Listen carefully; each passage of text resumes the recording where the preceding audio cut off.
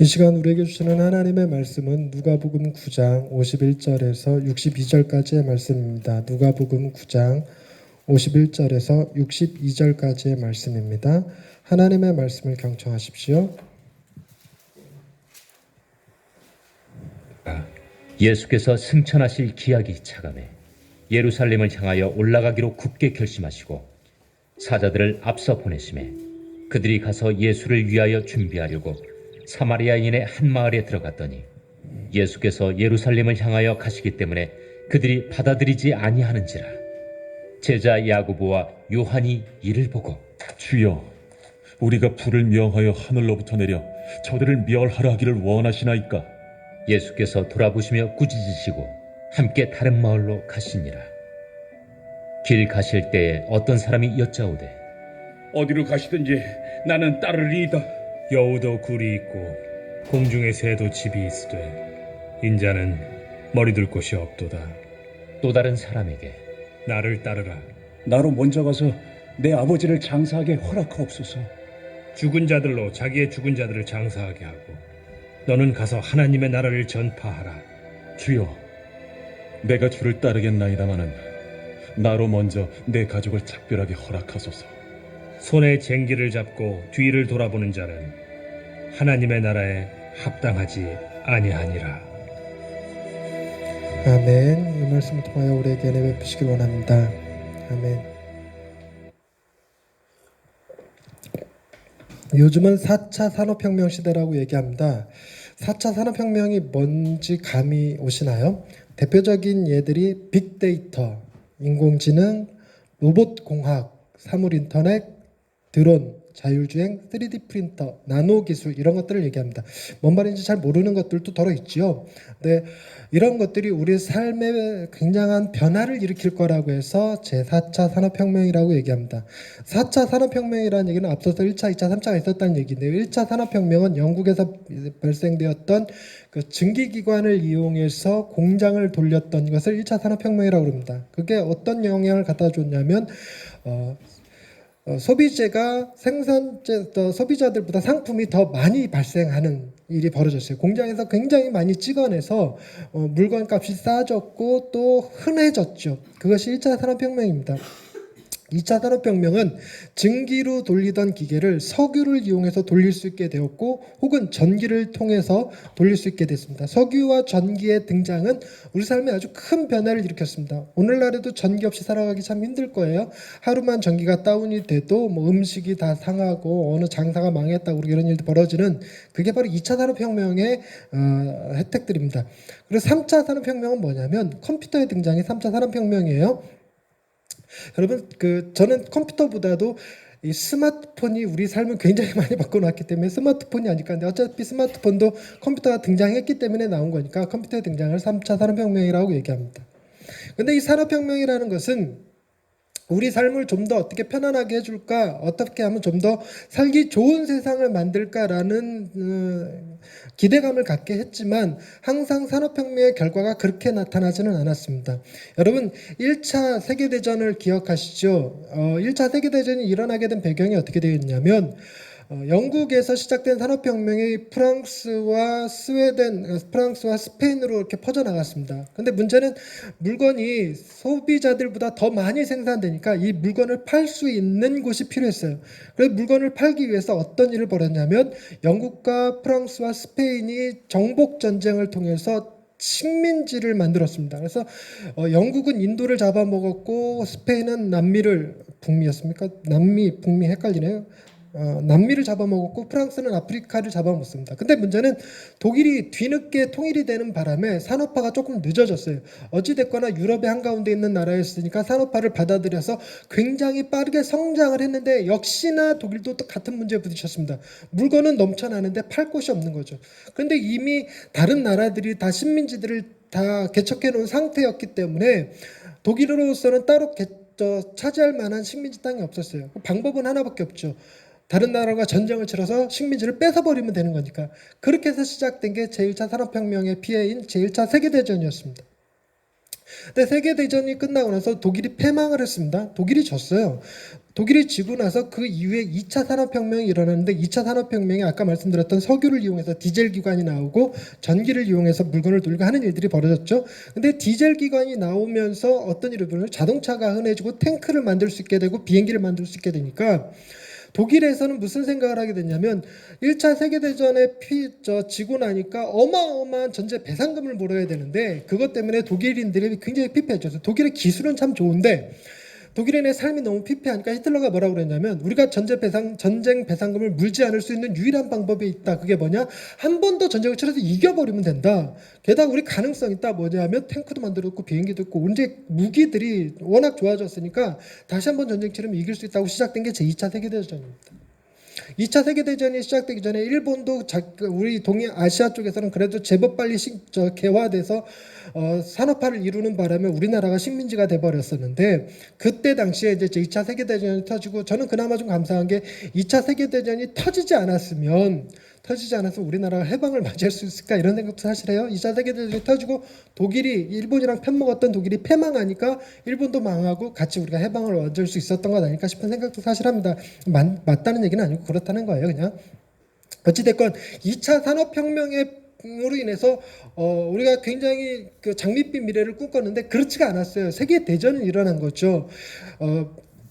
미국 대법원의 공동 판사였던 로버트 잭슨이라는 분이 계십니다. 마이클 잭슨이 아니고 로버트 잭슨.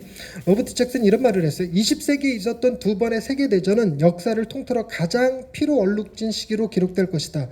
두 세계 대전은 죽음을 유산으로 남겼다.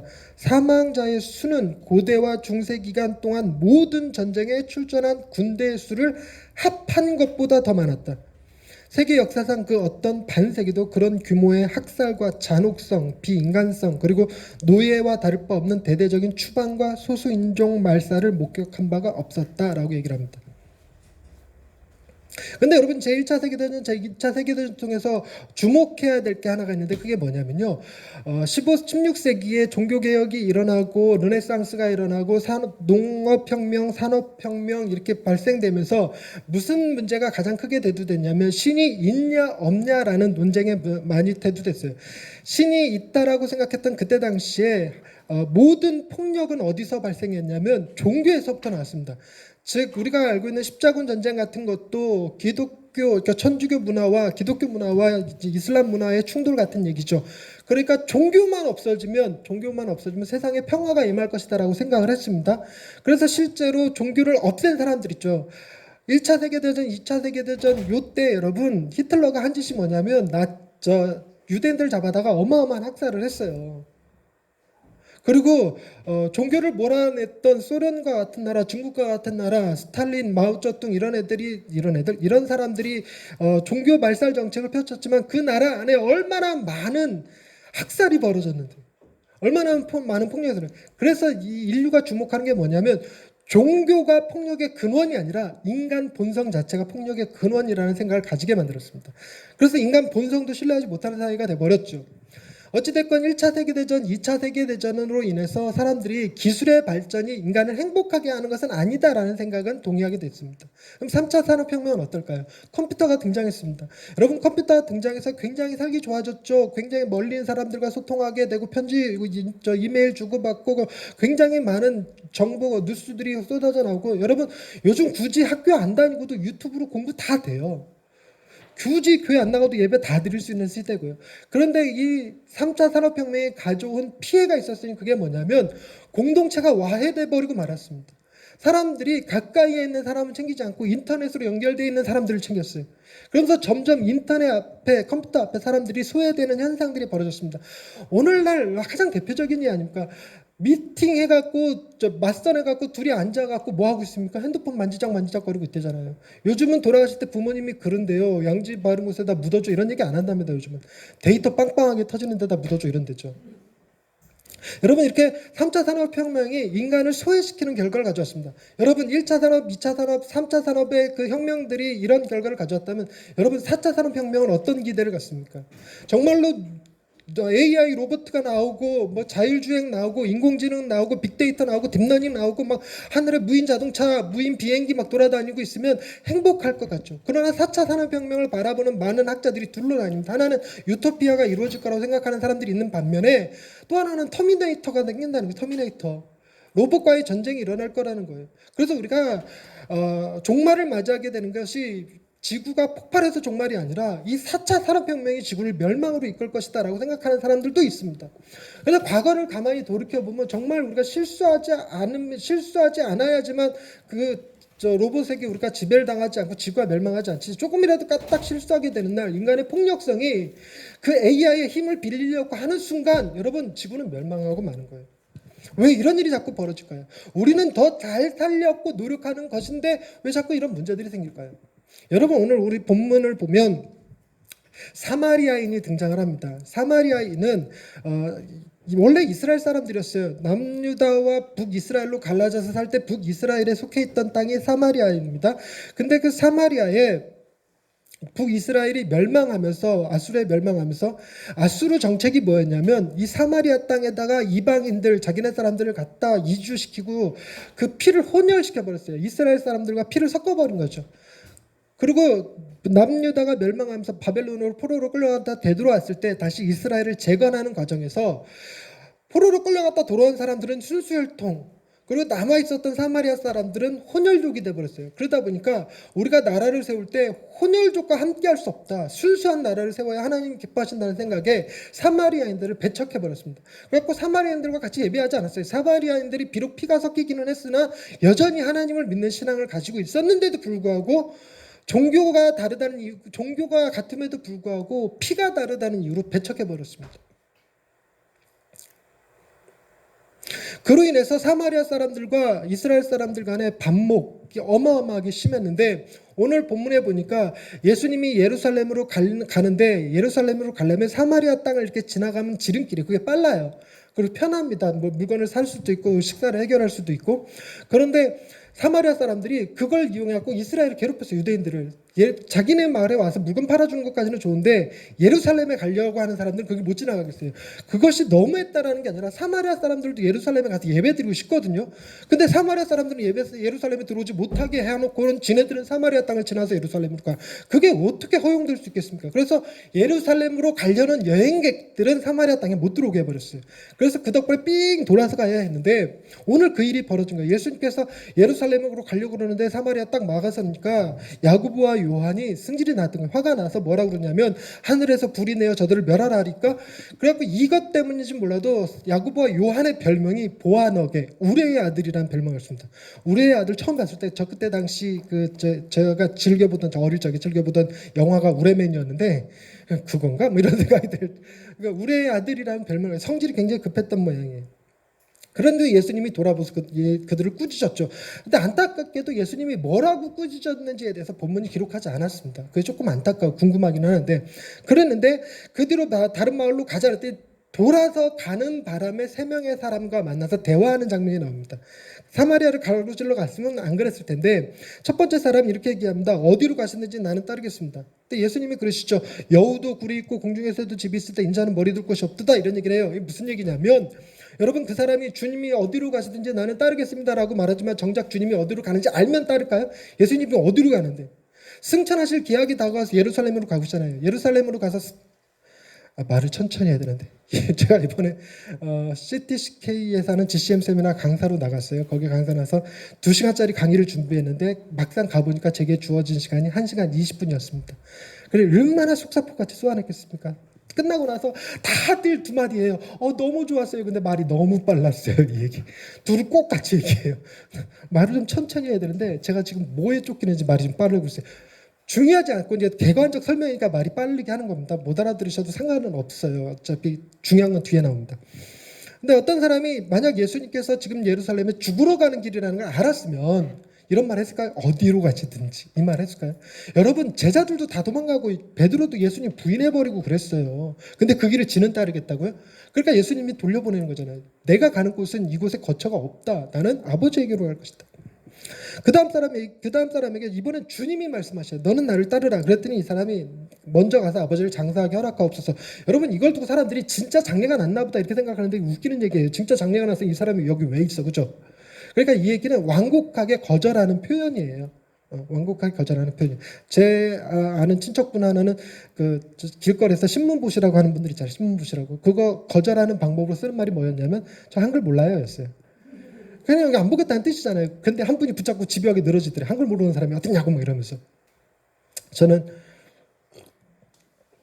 길거리에서 전도하시는 분이 저한테 예수 믿으라고 그러길래 저 교회 다닌다고 그랬더니 에이 거짓말 그래서 그 앞에서 주기도문 해주고 왔거든요.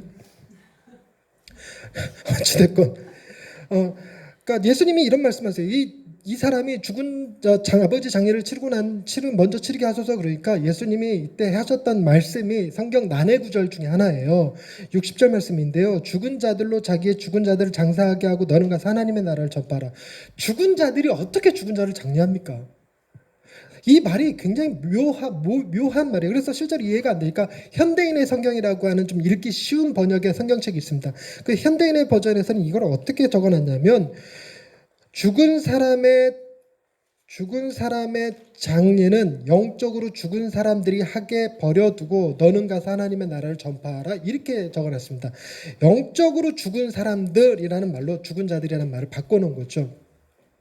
근데 이 말이 굉장히 철학적으로 들여다보면 여러분 죽은 자들이 죽은 자들을 장례한다 이 얘기는 산 자들이 있다는 얘기입니까? 없다는 얘기입니까? 없다는 자. 여러분 기독교의 기본 정신 가운데 하나 우리가 죽을 존재여서 구원받은 게 아니라 죽은 자였습니다. 이미 죽은 자를 주님이 살리신 거라는 개념이 있거든요. 그래서 주님의 말씀은 산 자와 죽은 자의 관계가 없어요. 이미 다 죽었어요. 여러분 예수의 생명이 없으면 살았으나 산 게 아닙니다. 마치 뭐에 비유하면요. 여러분 이게 지금 가짜 꽃이긴 하지만 진짜 꽃이라고 생각해 보십시다. 이렇게 꽃꽂이 되어 있는 꽃은 산 겁니까? 죽은 겁니까? 살아있다라고 얘기는 하지만 뿌리가 잘려졌기 때문에 죽어가고 있는 거죠. 그래서 얘를 살았다 할 수 없는 꽃이라고 표현합니다. 마치 그와 같은 상태가 우리 상태. 이게 그냥 놔두면 저절로 죽는 거예요. 이거 죽은 자들이라는 거죠. 그래서 세 번째 사람은 주여 내가 주를 따르겠습니다마는 내 가족을 먼저 작별하게 해주옵소서. 그랬더니 예수님께서 손에 쟁기를 잡고 뒤돌아보는 자는 어디에 합당하지 않다? 하나님의 나라에 합당하지 않다라는 말씀을 하셨습니다. 하나님의 나라에 합당한 자는 도대체 뭐라는 의미일까? 이런 생각을 갖게 만드는데 여러분 잘 보셔야 될 게 본문에서 이 세 사람 중 누가 예수님을 따랐습니까? 따랐던 사람은 없어요. 그러니까 이 이야기를 통해서 진짜로 예수님의 제자가 된 사람이 누군지는 전혀 알 수가 없습니다. 그러니까 이 이야기가 이 사람들에게 예수님을 따랐다는 건지 따르지 않았다는 건지는 지금 누가가 얘기하려는 의도가 아니에요. 그 전혀 상관없어요. 누가가 얘기하고자 하는 것은 하나님의 나라는 어떤 곳이냐에 대한 간접적인 설명입니다. 여러분 인간인 우리는 사마리아와도 하나 되지 못하는 존재예요. 그래서 사마리아에 화가 나니까 거기다 불을 내려서 뭐 멸하게 할까 그런 얘기하는데 여러분 그 힘은 진짜 불을 내려서 멸하게 할 수 있는 힘은 주님에게 있습니다. 주님이 당신이 가진 힘을 그렇게 사용했으면 우리 예수를 되게 두려워할 거예요. 우리는 다 뭐 할 존재냐면 불에 멸망할 존재이기 때문에 그렇습니다. 근데 예수님은 지금 예루살렘으로 승천하실 기약이 다가와서 십자가를 지러 가고 있어요. 지금 지러 가고 있는데 지러 가고 있다는 얘기는 뭐 하는 거냐면 우리에게 떨어질 불을 누가 맞으시는 거예요? 주님이 맞으러 가시는 거예요. 그런데 지금 야고보와 요한이 주님의 그 의도, 계획, 뜻을 알지 못한 채 심판을 생각하고 있다는 거죠. 이게 굉장히 미련한 행동이었거든요. 하나님의 나라는 도대체 어떤 것일까? 여러분 오늘 본문의 말씀을 통해서 세 가지를 얘기하려고 합니다. 첫째, 하나님의 나라는 사람이 이룰 수 없습니다. 4차 산업혁명이 하나님의 나라를 절대로 못 이뤄요. 둘째, 하나님의 나라는 주님만이 이루실 수 있습니다. 주님만이 도대체 어떻게 이루시는지를 다뤄볼 거예요. 세 번째, 하나님의 나라를 우리가 이루면서 살 수 있어요. 우리가 경험하며 살 수 있어요. 우리가 만들지는 못하지만 하나님의 도구가 될 수 있습니다. 그게 세 번째 주제예요. 첫 번째, 하나님의 나라는 사람이 이룰 수 없다. 여러분 사람들은요 항상 다른 사람을 소외시키고 억압하는 성향이 있습니다. 여러분 우리들의 생각이요 평등을 추구하잖아요. 평등. 우리는 모든 존재는 다 평등해. 다 평등해라고 얘기하는 사람들이요 가부장주의 혹은 여성 혐오를 여성을 억압하는 저 이슬람 문화라든가 그 미개국들의 문화들 있잖아요. 인도 문화든가 이런 거 보면서 평등하게 대할 것 같습니까? 안 그렇습니다. 평등과 박애를 추구하는 사람들도요. 그걸 동의하지 않는 사람들을 억압하고 핍박합니다. 사람은 항상 묘하게 그래요. 우리가 자유가 중요하다라고 얘기하죠. 그래서 자유를 추구하는 사람들은 폭력을 안 저지를 것 같죠. 그러나 독재 문화에 대항하는 사람들이 누군데? 다 자유주의. 그 사람들은 어떻게 대항하는데? 다 간디와 뭐 유가처럼 비폭력 무저항 운동인 줄 아세요? 안 그렇습니다. 요즘 이몽이라고 하는 드라마 보고 계시는죠? 여전히 그 한국 올해가 민주정부 수립 150주년인가 그렇죠? 100년 죄송합니다. 100년인가 그렇죠? 150년 도대체 역사가 어떻게 되는 거야? 100년이죠. 그래서 임시정부의 활동상을 그런데 임시정부가 평화적으로 일본과 대화했습니까? 이 또 히로부미 죽이는 거고요. 종로 경찰서 폭파시키는 거고요. 뭐 이런.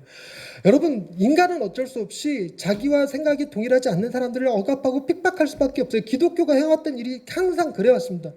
기독교도요. 여러분 진보적인 기독교가 있고 보수적인 기독교가 있습니다. 그 둘은 맨날 싸워요. 지금 NCCK와 한기총이 싸우는 거 보세요. 좀 피 터지게 싸웁니다. 서로 사탄이라고 그래요. 여러분 인류의 역사라는 게 항상 그렇습니다. 그래서 인류의 역사를 기록하는 거 보면 인류의 역사를 다른 말로 전쟁사라고 불러요. 끊임없이 전쟁을 치릅니다. 전쟁을 치르는 게 여러분 우리가 꿈꾸는 유토피아, 우리가 꿈꾸는 행복한 세상을 자기 중심으로 꾸리려고 그래요. 자기 중심. 여러분 우리가 정말 좋은 세상을 꿈꾼다 그랬을 때 정말 좋은 세상은 뭐냐면 누군가가 내 발을 씻겨주고 누군가가 내 시중을 들어주고 누군가가 발표 차려주고 그 어디가 좋은 거냐. 집에 가정부도 있고 정원사도 있고 운전기사도 있고 이게 말입니까 당락입니까? 이게 정말 사람이 사람을 억압하고 핍박하는 방법이에요. 그렇게 해서 만들어진 유토피아가 도대체 누구를 위한 유토피아입니까? 하나님의 나라는 그래서 사람이 이룰 수가 없어요. 또한 사람은 장래일을 알지 못합니다. 여러분 주님이 어디로 가시든지 다 따르겠다라고 그러지만 정말 주님이 어디로 가는지를 모르는 거예요. 장래일을 전혀 몰라요. 그러니까 우리는 산업혁명을 일으키지만 1차 산업혁명이 1차 세계대전으로 이어졌고 2차 산업혁명이 2차 세계대전으로 이어져서 인류 역사가 여태까지 치렀던 모든 전쟁으로 인해서 죽었던 사람보다 더 많은 숫자가 그때 죽었어요. 이렇게 심각한 거예요. 심각한 거. 그럼에도 불구하고 우리는 또 4차 산업혁명을 준비하면서 4차 산업혁명이 우리를 행복하게 해줄 것 같죠. 우리는 우리 스스로 조심하지 않으면 항상 그 4차 산업혁명은 또 다른 전쟁으로 이어질 거는. 어쩌면 그것이 단순히 인간 대 인간 대 싸움이 아니라 인간과 컴퓨터의 싸움, 인간과 로봇과의 싸움처럼 정말 인간이 소외되는 문화를 만들어낼지도 모릅니다. 충분히 보이잖아요. AI 발전, AI 나타나고 4차 산업혁명의 결과로 없어지는 직업군들 보세요. 어마어마하게 많은 직업군들이 없어져요. 여러분 법원 판사가 없어진다잖아요. 의사가 없어지고. 제일 먼저 없어지는 직업이 운전기사들 싹 다 없어진다잖아요. 운전기사들 우리나라에서 싹 다 없어지고 그 사람들 다 어디다 채용할 거예요. 대개 운전기사 하시는 분들이 다른 기술을 가지고 있지 않습니까? 우리 젊은이들이 운전기사 하는 게 아니니까. 그러니까 그런 분들은 어디 가서 무슨 일을 합니까? 그러니까 인간 소외가 계속해서 발생될 수밖에 없는데 그런 것들은 생각 안 하고 계속 잠입비 밀어. 우린 일 안 해도 돼. 뭐 이러니. 우리는 다 로봇이 일해 줄 거야. 뭐. 우리는 미래를 잘 모릅니다. 여러분 어떤 목사님이 이런 얘기 하시더라고요. 자기가 대형교회에서 부목자로 사역하면서 10가지 재앙을 만났다는 거예요. 대형교회 부목사 하면 힘든 일이 많겠죠. 아무래도 여러 가지 스트레스 받는 일도 많고 누명도수가 억울한 일도 겪고 이번에 분당 우리 교회 이찬수 목사님 교회 그 부목사님 한 분 수요설교 정말 제 표현이에요. 수요설교 제대로 한번 했다가 제대로 지금 굴욕당하고 있습니다. 어마어마하게. 설교 정말 잘하셨는데 그 문화에서는 못 받아들이나 봐요. 그런데 10가지 재앙을 견뎠더니 교회에서 개척 자금 줘갖고 교회를 개척시켰다는 거예요. 그걸 표현하여 애굽의 보화를 들고 애굽을 출애굽해서 홍해를 건넜다. 라고 얘기해서 우리 막 다 웃었어요. 그랬는데 그 다음부터는 정말 좋은 세상이 펼쳐질 줄 알았더니 광야가 버티고 있더라. 우리는 몰라요 그렇게. 바로 출애굽해서 나오면 가나안일 줄 알았는데 아니요 광야가 기다리고 있습니다. 우리가 여러분 로또에 당첨되면 행복할 것 같죠. 그 다음 일을 우리가 몰라요. 우리는 그래서 유토피아를 못 만드는 게 장래일을 모릅니다. 또 하나 여러분 우리는 영원히 살 수가 없어요. 영원히 살 수 없다는 얘기는 여러분 피라미드를 보세요. 이집트의 피라미드가 완성된 작품이 단 하나도 없어요. 사람이 언제까지 살 줄 모르니까 그런 거죠. 자기가 한 100년 살 것 같거든요. 그러니까 100년 살 거 생각하고 이렇게 지어놔요. 근데 어떤 사람은 지혜롭게 한다고 50년밖에 못 살 거라 생각하고 50년 동안에 완성시킨 피라미드를 구성하고 완성하려고 그랬는데 살다 보면요. 좀 더 살 수 있을 것 같거든요. 그러니까 좀 더 무리하고 끝내는 완성 못하고 죽어요. 그 다음 왕이 완성해 주면 될 건데 그 다음 왕도 지 피라미드 만드느라 바빠갖고 덮어버려요. 그냥 앞에 갈 거는. 그래서 이집트의 피라미드는 완성품이 하나도 없습니다. 인간은 영원히 살 수 없는 존재. 저와 여러분 영원히 살 수 있을까요? 그렇지 않습니다. 여러분 우리가 운 나쁨 200년 사는 시대를 살고 있지만 그렇다고 해서 200년이 영원한 세계를 의미하는 건 아니죠. 그렇기 때문에 우리가 아무리 재산을 많이 모으고 이제부터 좀 평안해 보자 계속 뉴스나 신문이나 이 인문학을 통해서 보여주는 게 뭐예요? 이제 좀 살만하니 죽는 거예요. 자식들이 땅을 치며 후회하는 게 뭐예요? 이제 좀 효도할 만한데 돌아가신 거예요, 부모님이. 인간은 영원히 살 수 없는 존재입니다. 이것이 인간이 하나님의 나라를 이룰 수 없는 이유예요. 또 하나 인간은요, 쟁기를 잡고 뒤를 돌아보는 성향이 있습니다. 끊임없이 과거를 후회해요. 걸걸걸걸 해대잖아요. 이럴 걸 저럴 걸 후회할, 공부 좀 더 할 걸, 운동 좀 더 열심히 할 걸. 끊임없이 과거를 보면서 과거에 묶여 있는 사람이에요. 앞을 볼 줄 아는데 앞을 못 봐요. 여러분 예수님께서 예루살렘에 올라갈 때 지금 누가 기록하기를 뭐라고 기록했냐면 죽으러 가는, 십자가에 죽으러 가는 길이 가깝다고 얘기합니까? 아니에요. 그 너머의 단계. 승천하실 기약이 다가왔다. 그 앞을 볼 수 있는 사람, 그런 사람이 하나님 나라를 이루는 거지, 이렇게 과거에 얽매여 있는 사람들은 하나님 나라를 못 봐요. 우리가 지금부터라도 제대로 정신 차리고 살자 이래야 되는데, 여러분 이 시대의 가장 독소적인 문화가 뭐냐면 이생망이라는 개념. 이번 생은 망해서 포기하는 거죠. 이번 중학생 애들이 시험 하나 망쳤다고 이번 생은 망했어 이러고 있어 아예 공부를 포기해버리고, 이런 웃기는 얘기 얼마나. 지금 그런 문화가 만연합니다. 우리 부모님들도 애들한테 그런 정신 자꾸 심어주나요? 내가 니네들만 할 때 공부 좀 열심히 했으면 이렇게 안 살았어 이러고.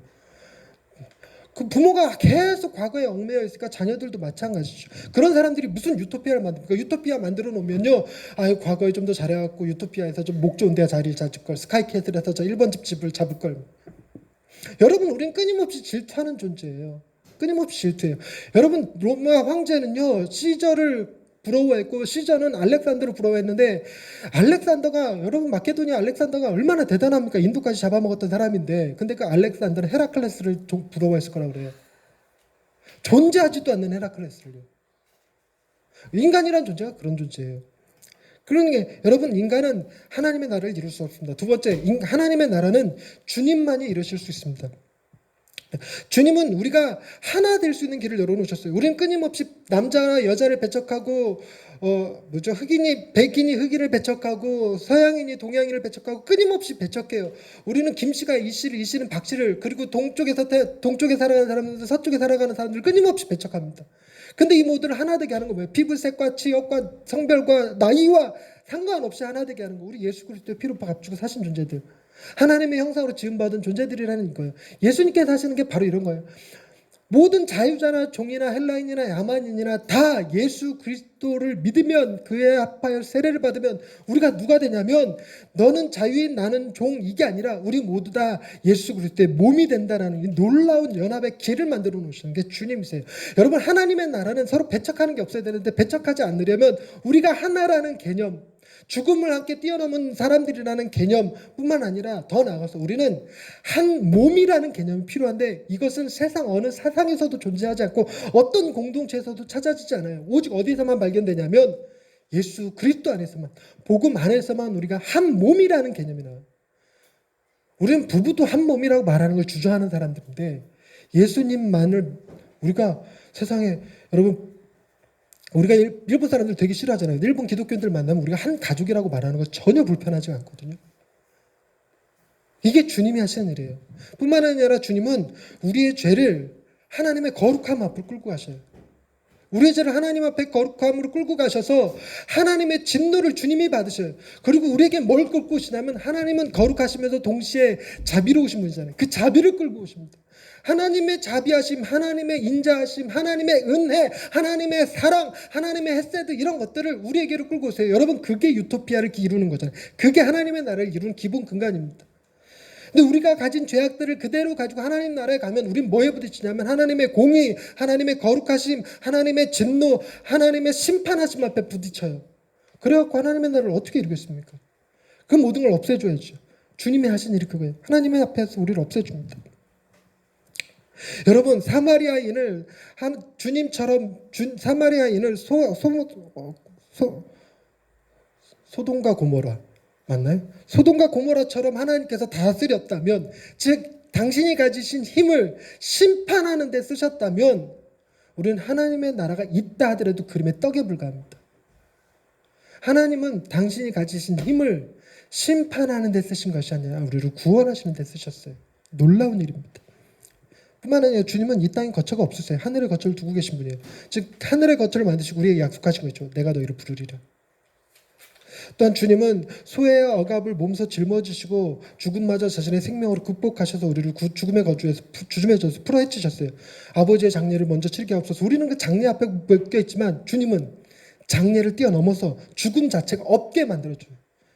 하나님의 나라가 영원하게 있는데 거기에 사람이 죽어버리면 무슨 소용이 있겠습니까? 여러분, 제가 독일에 유학이란다. 독일에 교환 목회 갔다 왔는데 그 교회가 유학생들을 대상으로 하고 있습니다. 참 어려운 게 그거예요. 유학생들을 대상으로 하니까 3, 4년에 한 번씩 물갈이가 돼요. 그게 너무 힘들다 그래요. 기껏 키워놓으면 없어지고 키워놓으면 없어지고. 그 베트남, 제가 베트남에도 집회를 갔다 왔는데 베트남도 마찬가지라고 그래요. 그 베트남에서 주로 거기 상주하는 사람들이 아니라 그 뭐라 그러죠? 사업 때문에 잠시 들어오는 공간이라고 표현하나요? 주재관들이요 친해지고 그러니까 좋아질만 하면 이렇게 또 3년 지나 한국 가버리고 이게 되게 힘들다 그래요. 한국이 만약에 그런 하나님의 나라가 만약 그런 식이면 얼마나 힘들겠습니까? 하나님의 나라는 영원히 살 수 있어야 돼요. 그걸 이루시니까 예수님이십니다. 뿐만 아니라 주님은 과거에 얽매시는 분이 아니에요. 너 이런 짓 했지 저런 짓 아니요. 주님이 십자가 한번 딱 지심으로 과거에 손에 쟁기를 잡고 뒤돌아보는 일이 전혀 없으세요. 어느 정도로 심하게 표현했냐면 너희의 죄값을 말 같게 씻기신다. 너희의 죄를 동이 서에서 먼 것처럼 멀리 던져버리신다. 우리의 죄를 간과하심으로 우리의 죄를 기억하지 않으신다라고 얘기해요. 우리의 죄는 누구만 기억합니까? 우리만 기억해. 우리만. 끊임없이 우리가 우리 과거에 얽매여 살아가요. 근데 주님은 그렇지 않았습니다. 앞을 보고 가셨어요. 그래서 주님의 나라는 오직 주님만 이룰 수 있었습니다. 세 번째, 하나님의 나라를 우리가 경험하며 살 수 있습니다. 여러분 이사야 35장을 한번 읽어봅시다. 이사야 35장 다 찾으세요. 이사야 35장. 이사야 35장 신약 1008페이지에 있습니다. 구약 1008페이지 이사야 35장.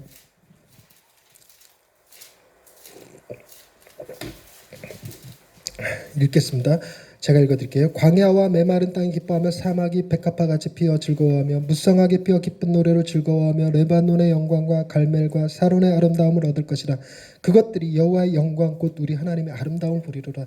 여러분 이사야 35장은요 천국에 대한 환상이에요. 여러분 천국에 기본적으로 뭐가 있어야 되냐면 아름다움, 가장 지극히 아름다운 하나님의 아름다움, 지극히 아름다운 글로리, 영광이 있는 곳이. 여러분 우리가 살아가는 세상은 뭔가 아름다움을 보면 2% 부족하고 3% 부족하고 느낌 들어요. 더 아름다운 것이 있을 텐데. 여러분 가끔 사람들이 그런 얘기, 비평가들 보면 정말 기가 막힌 공연을 보고도 뭔가 조금 아쉽다고, 여기 조금만 더 노력했으면 다 완벽했을 것이다. 완벽한 건 세상에 없습니다. 항상 뭐가 부족해요. 왜 그러냐면 우리는 완벽한 거에 대한 소망을 갖고 있기 때문에. 그 소망은 어디서만 이루어지냐면 하나님의 나라에서 하나님을 볼 때 이루어져요. 흠도 점도 없이 정말 순결하시고 아름다우신 그분의 아름다움을 보는 것, 그게 천국입니다. 3절 너희는 약한 손을 강하게 하며 떨리는 무릎을 굳게 하며. 여러분 이게 뭐냐면 연약함이 없는 나라, 질병이 없는 나라죠. 4절 더 대단한 거예요. 겁내는 자들에게 이르러 굳세어라 두려워하지 말라. 보라 너희 하나님이 오사 보복하시며 갚아주실 것이라. 하나님이 오사 너희를 구하시리라. 여러분 심리학적으로 여러분 보복의 복수심에 시달려 살아가서는 안 됩니다. 두려워하지 마십시오 이렇게 얘기하는 게 아니에요. 심리학에 의존하는 게 아니라 실제로 우리를 지키시는 이 앞에서 여러분 정말 강한 사람 옆에서 두려워하겠습니까? 두려워하는 사람에게는 강한 자 옆에 있으면 돼요. 정말 나 대신 나를 괴롭혔던 사람한테 확 쥐어박아 줄 수 있는 사람이 옆에 있으면 내가 복수하지 않아도 되죠. 그게 바로 하나님이세요. 심리학적으로 문제가 있는 사람들마저도 주님이 하나님의 해결책 되어주세요. 5절 말씀 그때 맹인의 눈이 밝을 것이며 못된 사람의 귀가 열릴 것이며. 여러분 이거 아무 느낌 없으시죠? 저는 저희 부모님이 시각장애인이라서 이거 굉장히 큰 느낌으로 와요. 하나님의 나라가 부모님이 나를 보시는 거예요. 그런 나라를 꿈꿔요. 질병이 없어지는 것, 장애가 없어지는 것, 차별이 없어지는 것. 6절 그때에 저는 자는 사슴같이 뛸 것이며 절던 자가 사슴같이 뛴대요. 말 못한 자의 혀가 노래를 한대요. 광야에서 물이 쏟겠고 사막에서 신에 걸을 것이다. 환경이 어떠하든지 그 다 변해요. 하나님이 가장 아름답게 만드실 겁니다. 그게 바로 구약에서 하나님이 얘기해 주셨던 하나님의 나라의 모습이에요. 그런데요, 8절 말씀을 보세요. 8절 말씀. 거기에 대로가 있어 그 길을 거룩한 길이라 일컫는 바 되리니 깨끗하지 못한 자는 지나가지 못한다는 거예요. 그 천국이 있어서 우리가 가고 싶어도 에덴 동산이 어딘지 알아도 여러분 그 에덴 동산에 들어가는 길을 깨끗하지 못한 자는 못 가고 간다 하더라도 두루두루 화염검과 불칼이 가로막고 있어서 천사들이 가로막고 있어서 우리 그 근처에 어물씬도 못해요. 근데 놀라운 거는요, 깨끗하지 못한 자는 못 가는데, 그럼 깨끗한 자가 가느냐? 아니에요. 그 다음 보세요. 깨끗하지 못한 자는 지나가지 못하지만 누가 가냐? 오직 구속함을 입은 자들이 갑니다. 구속함을 입은 자들. 10절 말씀 보세요. 여호와의 속량함을 받은 자들이 돌아온다고 얘기해요. 여러분 여호와의 속량하심을 받은 자들이 돌아온다. 이 말의 의미를 우리는 잘 못 알아듣는데, 속량이라는 말은 노예로 있을 때 그 노예값을 대신 치러주고 자유를 주는 걸 말해요. 그러니까 노예로 팔려있는 사람을 대신 사갖고 왔다는 게 아니라 우리 소유였는데 팔려간 사람들을 다시 되돌아오게 하는. 여러분, 하나님의 나라가 원래 우리가 있던 곳이라는 얘기예요.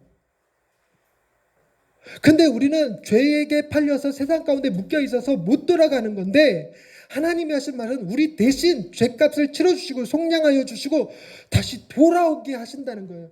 여러분, 하나님의 나라가 이민 가야 되는 나라가 아니라 원래 우리가 돌아갔어야 될 고향이라는 거예요.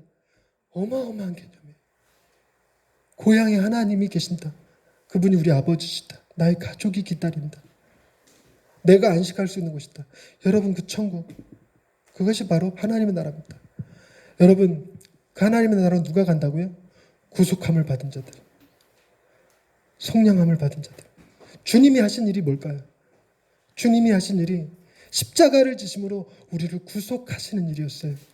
십자가를 지심으로 우리를 속량하시는 일이었습니다. 여러분, 죄를 갚아주는 것, 빚을 탕감해 주는 것하고 화목한 건 달라요. 내가 호선이가 나한테 사기를 쳤어요. 그래갖고 나한테 1,000만 원을 빚졌는데 안 갚아. 그런데 호선이 니네 아버지가 나한테 1,000만 원을 대신 갚아줬어. 이걸 속량이라 그래요? 이걸 대속이라고 그러고? 그렇다고 해서 내가 호선이랑 친하게 지내야 됩니까? 아닙니다. 저건 계속 나쁜 놈이에요, 저거는. 근데 다른 이유로 뭐가 또 필요하냐면, 대속의 개념뿐만 아니라 이 호선이와 나 사이에 있는 장벽을 없애줄, 사이를 좋게 해줄 화목제물이 필요해요. 화목제물이 뭐냐면 다시는 사기 안 친다. 믿음을 주는, 신뢰를 주는 이 모든 것. 주님이 하신 일이 바로 그거예요. 우리는 우리의 죄를 갚지도 못할 뿐더러 하나님과 친할 수도 없는데 주님이 우리를 위한 대속제물이 되어주시고 화목제물이 되어주셨어요. 그래서 우리는 뭘 누릴 수 있냐면 하나님의 아름다움이 있는 그곳에, 가난과 질병과 슬픔이 없는 그곳에 눈을 볼 수 있고 말을 할 수 있고 저는 자가 사슴같이 뛸 수 있고 사막에 샘이 넘쳐흐르고, 여러분 우리 찬양 가운데 부르죠. 사자와 어린 양이 함께 뒹굴어요. 빈부의 격차, 친분의 격차 이런 게 없어요. 독사굴에 어린이가 손 놓고 장난쳐도 물지 않아요. 천국에 독사가 있다는 얘기가 아니라 그런 위험 요소가 없어요. 가장 안전한 나라, 그런 나라를 우리에게 주신다는 거예요. 40분 넘어버렸는데 정리하십시다. 여러분, 우리가 하나님의 나라를 이룰 때 두 가지를 반드시 기억해야 됩니다. 첫째, 인간은 하나님의 나라를 이룰 수 없는 존재예요. 우리가 4차 산업혁명을 통해서 더 나은 미래가 우리에게 다가올 때 기억해야 될 것, 우리는 위험한 존재라는 생각을 가지셔야 됩니다. 우리는 항상 잘못될 소지를 가지고 있어요. 항상 그랬습니다. 그래서 다른 사람들을 억압하고 핍박할 가능성이 커요. 그래서 우리는 두 번째 뭘 기억해야 되냐면, 모든 사람은 하나님의 형상으로 지음받았고 또한 예수 그리스도로 피로 값주고 사신 형제들이라는 개념이에요. 우리가 다른 사람을 존경해야 되고 존중해야 될 이유가 거기서 나옵니다. 그리고 세 번째, 우리는 우리에게 주어질 하나님의 나라가 있음을 기억하십시오. 4차 산업혁명이 꿈꿨으나 이루지 못할 그것, 가장 완벽하고 육체적으로, 심리적으로, 관계적으로, 환경적으로 가장 완벽한 그곳이 우리에게 예비되어 있다니까, 그것을 미리 경험하시면서 하실 수 있기 바랍니다. 그 나라를 갈 수 있다는 소망이요, 이 땅의 약간의 어려움들을 극복하게 만듭니다. 그곳을 바라보는, 과거가 아니라 그 미래를 바라보는 사람들이요, 이 땅에서의 관계를 풀어낼 수 있습니다. 다른 사람을 용서할 수 있고요, 품을 수 있고요, 더 나아가서 희생할 수 있습니다. 내게는 가장 완벽한 나라가 준비되어 있기 때문입니다. 결론을 내겠습니다. 사도행전 1장 3절 말씀에 이런 말씀입니다. 그가 고난받으신 후에 또한 그들에게 확실한 많은 증거로 친히 살아계심을 나타내사 40일 동안 그들에게 보이시며 하나님 나라의 일을 말씀하시니라. 여러분, 예수님께서 십자가 달려 죽으시고 부활하신 다음에 승천하시기까지 40일을 있었거든요. 근데 40일 동안 무슨 이야기가 있었는지에 대해서 성경이 침묵하고 있는데 사도행전 1장 3절에서 이 40일 동안에 있었던 일을 한마디로 압축해놨어요. 뭐라고 그러냐면 40일 동안 하나님의 나라의 일을 말했대요. 여러분, 그것이 무엇을 의미하냐면 예수님이 십자가를 지기 전까지는 하나님의 나라가 피상적이었어요. 추상적이었어요. 그러나 주님이 십자가에서 우리의 죄를 해결하시고 하나님과의 관계를 화목케 하셨으니까 이제 하나님의 나라는 실제가 되는 거예요. 실제가 된 그 하나님의 나라를 40일 동안 가르치니까 제자들이 놀랍게 변해요. 물론 성령의 임하심도 있었지만 여러분, 하나님의 나라에 대한 묵상, 하나님의 나라에 대한 기대가 여러분 강한